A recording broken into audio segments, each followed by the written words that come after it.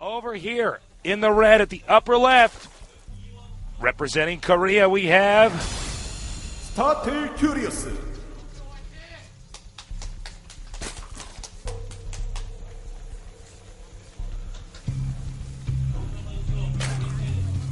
And now to our other player who's going to be representing not just his native country, but people from all over the world. And there he is. Over here at the bottom left on our massive map, a player with an unbelievably high ladder ranking on so many different servers. LiquidHuk. And a lot of fans here for Huck in the audience. There's a shot of him now. Woo. With Bieber hair. With Bieber hair. I was going to go with the He's turning to a true Korean. Link from Zelda hair. Could be doable too. I have not seen him with hair like that. Huck is a really ambitious, hard-working, committed guy. He was a competitive player in Starcraft 1, wasn't exactly anything super special. And now he's sort of, become one of the best Protoss players in the world. He's on the Team Liquid, and if you're wondering, hey, I go to a site called Team Liquid. Do they have any connection? Yes, they absolutely do. Liquid has a team out here with players such as Huck and Jinro. And it's one of these things where, he came out here, he didn't manage to qualify. He got close to qualifying to get into Code A here in some previous tournaments. Now he's done it. Now he's this far. And the real question is he going to make it to Code S? Because all the Koreans think this guy's really good. He has a lot of Korean fans here today. I'm actually looking at them. Yeah, we can see him right from where we're sitting. Not to leave Curious out, he's from Startail. And if you guys have watched GSL, they are considered the second best team in Korea at the moment.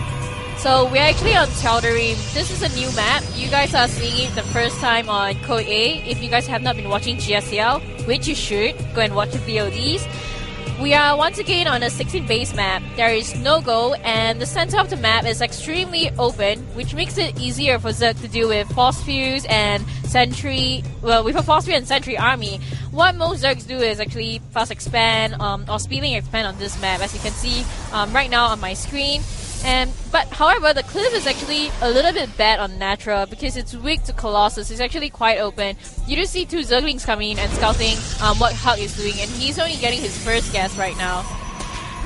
Yeah, you're going to be going for the first gas right away. Now, the architecture of this map means you got to be very careful at your entrance because, as you can see, Lings can slip in, and this is, to be frank, really bad right now for Huck.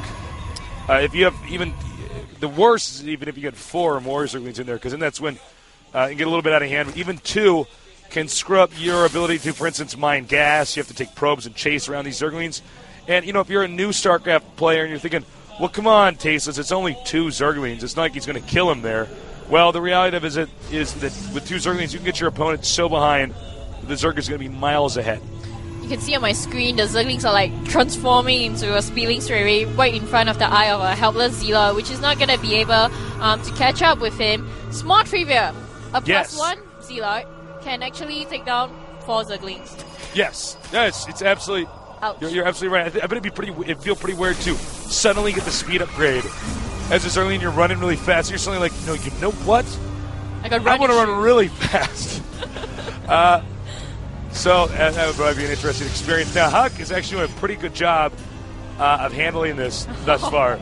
He's not lost too many probes. Zerg, though, has taken full advantage of this, and he is making non-stop drones.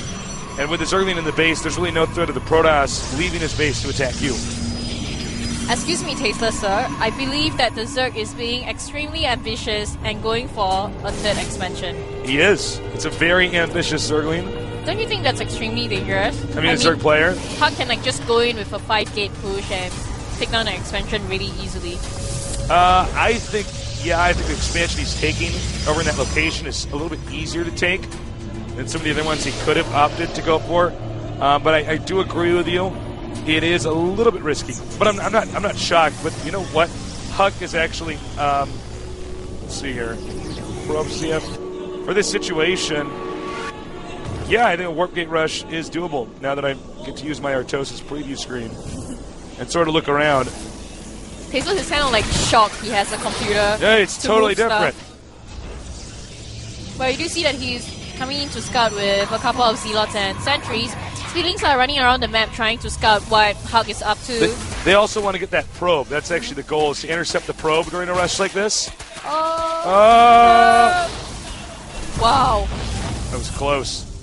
Now the probe is still alive and has made the second pylon, which is close to the Zerg's base. By the way, I think it is fair to say that... got the probe. Got the probe. But there's a pylon there, though. Yeah, he does have a pylon. Blocks the entry to the pylon. Speedlings can actually get to the pylon right now. Puts on a force field to prevent his sentry from getting taken down. Okay, I was gonna say, Huk has one of the best force field control. Yeah, player. Absolutely. And, hold that thought that we have the Zealots and the Sentries coming here. I don't think this is going to work because, frankly, you need Stalkers in your army. And even if he warps those in, I don't know if it's enough Stalkers in the army.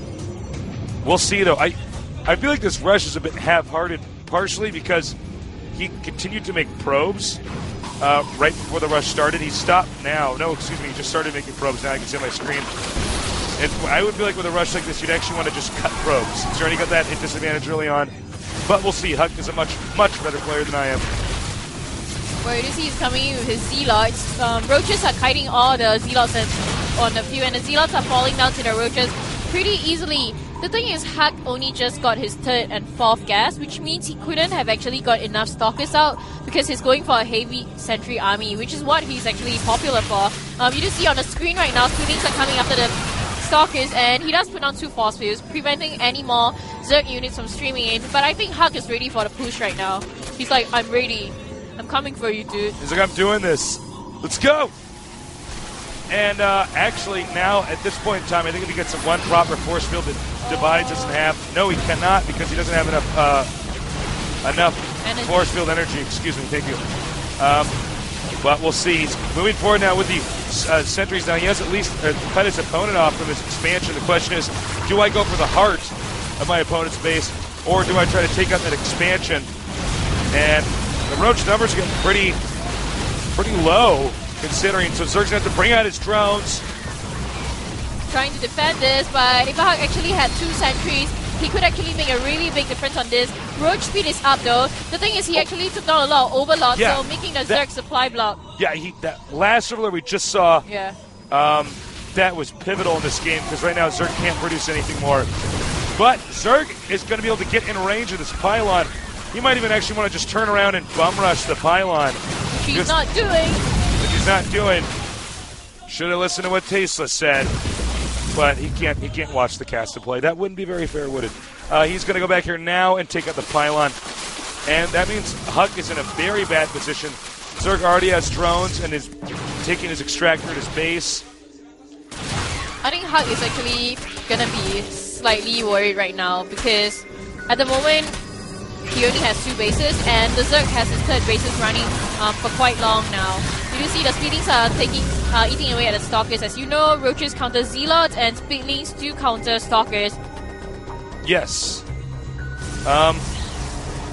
When you get that combination, that's when you actually can't move around the map anymore. And note, he does have Burrow too. He was hoping for the Protoss to kind of get baited out on the map, to which he could just unburrow on top of those Stalkers. Not going to be the case.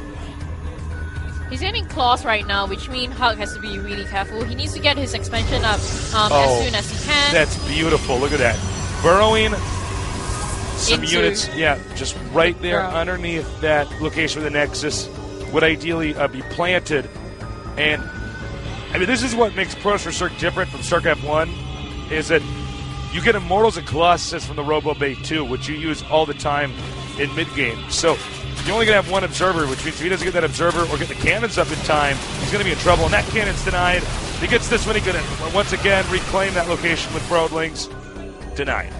You don't want to make Huk angry. No. He's like, how dare he deny my expansion? And he's punished him for it. Mm-hmm. He's, I gotta say, Huk's handling this pretty well despite sort of being behind from the get-go. Spire just went up, and you see the 4th base of the Zerg is coming up right now. The Zerg is like, okay, you know what, Huk? If you want to expand, I am going to expand as well, because I really need to be one up against you. You have more cost-efficient army than me. I need to have more production rate. You do see Mutalists are coming up. I'm not really sure that is a good idea unless he's focusing on harassing the drone line instead of fighting. Stalkers are actually coming in at the moment. Cuts the Roach army into half, catches half the Roach army. Does have Burrow though. Yeah, he knows that there's observers going to be somewhere on the map, so he's got to be careful. But Huk has no cannons in his main. And note, he already sees, the location of the Robo Base, so he could go in for a Colossus assassination if he can time out when that Colossus will inevitably spawn. Or Immortal. Stalkers are trying their best to defend the probe at the base, and that's going to be enough to fend off this Muta attack. He doesn't have Blink yet though, so Muta is going to fly into his main base, try to take as many probes as he can, but a couple of cannons are dropping down from him, so the Mutas do have to back. I can't say this attack was very efficient, because Huk wasn't planning on attacking anyway, so... Yeah. Well, I think he just saw there were Stalkers outside of his opponent's base, but that's not, always enough. What he should have done is just leave after the Stalkers were killed his probes and, Cuts the Roach army into him and catches Roaches there in front. No Burrow coming in. He's doing a 2-prong attack. Mutal is actually coming in to try to take the probes at the mineral line, but Immortals are doing so well against the Roaches. Sentry and Immortal, you can see both players microing really hard because both of them were defending and attacking 2 at the same time. Yeah, that's how you want to do it. Your opponent's on 3-base attack in 2 different locations at the same time. And I bet Huk is probably going to be regretting not having enough cannons here, also having the Robo Base sort of exposed. I hope he doesn't lose his Robo Bay though, because that's really crucial for him. He needs his Colossus, his Immortals, and his Observers. Right now, Mutas are doing decent amount of damage, but there's just so many Stalkers on the field. Huk is going for a counter attack right now. His Stalkers are actually moving in, trying to get into the expansion of the Zerg player. You do see he's trying to get a Zerg supply block. The Ram is right there right now. He can actually move in. Here comes the Roaches from behind. Now he's got a nice force field block there. He wants to try to take out these Roaches down here on the low ground. But Unburrow, brilliant. And I got to say, even though Huk's army is looking pretty strong, I don't think it's going to last through this. Because the Zerg can actually borrow right now. But you do see there's 2-prong. Actually, the Roaches are being sandwiched right now. Here comes the Overlord, trying their best to do something. Trying to help the Roaches. They're going to drop creep on them. Moral support. But the Roaches are, doing a good job of denying this. Nice burrowing there. That was a good engagement though, but Huk didn't actually manage to get any force fields up, and not enough damage done there. However, he does have his 3rd base up and running, and the Zerg hasn't saturated his 4th base yet, so Huk still can come back from this 1 base down. And having a look at the production tab, he's actually going for more Colossus than more Immortals than Colossus. Why do you think he's not going for like standard Colossus build? I think there's a couple reasons. I mean, one, lately in general, you've seen that people actually once they get rid of the Colossuses, and it only takes 1 or 2 misclicks, you basically have lost the game. You can't replenish those Colossuses. The other, by the way, we got a little sneaky Roach stuff going on down there on the map. The other, I think, is that it's just good against Roaches in general. Immortals are just good against Roaches. That's what happened if you try to sneak in. You die to Observers and Stalkers. That's what you get if you try to be sneaky with Huk.